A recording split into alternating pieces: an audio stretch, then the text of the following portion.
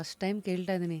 ಅಂದರೆ ಸಮಾಜದ ಮೇಲಿರೋ ಕಾಳಜಿ ಏನೋ ಖಂಡಿತ ವಾಪಸ್ ಕೊಡಬೇಕು ಅದು ಗೊತ್ತಿತ್ತು, ಬಟ್ ಸಮಾಜ ಋಣ ಅನ್ನೋ ಪದಾನೇ ಖಂಡಿತ ಎಲ್ಲರೂ ಖಂಡಿತ ಹಿಂಗೆ ಯೋಚನೆ ಮಾಡೋದು. ನೋಡಿಮ್ಮ, ನಾವು ಹುಟ್ಟಿದ್ದು ಸಮಾಜದಿಂದ, ನಾನು ಬೆಳೆಸಿರೋದು ಸಮಾಜ, ನನಗೊಂದು ಶಿಕ್ಷಣ ಕೊಟ್ಟಿರೋದು, ಒಂದು ಅನ್ನ ಹಾಕಿರೋದು, ಒಂದು ಉಸಿರಾಡೋಕ್ಕೆ ಜಾಗ ಕೊಟ್ಟಿರೋದು, ಒಂದು ತೊಟ್ಟು ಕುಡಿಯೋದಕ್ಕೆ ನೀರು ಕೊಟ್ಟಿರೋದು, ನಿಮ್ಮ ಜೊತೆ ನಾವು ಮಾತಾಡ್ತಿದ್ದೀರಲ್ಲ, ಈ ಮಾತು ಎಲ್ಲವನ್ನೂ ಕೊಟ್ಟಿದ್ದು ಸಮಾಜನೇ, ಅದನ್ನು ಬೆಳೆಸ್ತಿರೋದು ಸಮಾಜನೇ. ಬೆಳೆಸಿರೋದೇ ಸಮಾಜನೇ.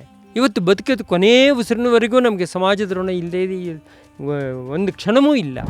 ಅಟ್ಲೀಸ್ಟ್ ನಾವು ಇಷ್ಟಾರು ಮಾಡಬೇಡವ. ನಾವು ಇಷ್ಟೊಂದು ಮಾಡಿದ್ರೆ ಏನಾಗುತ್ತೆ ಗೊತ್ತಾ, ಅದು ಲಿಂಕ್ ಒಂದು ಕಡೆಯಿಂದ ಒಂದು ಹೋಗುತ್ತೆ.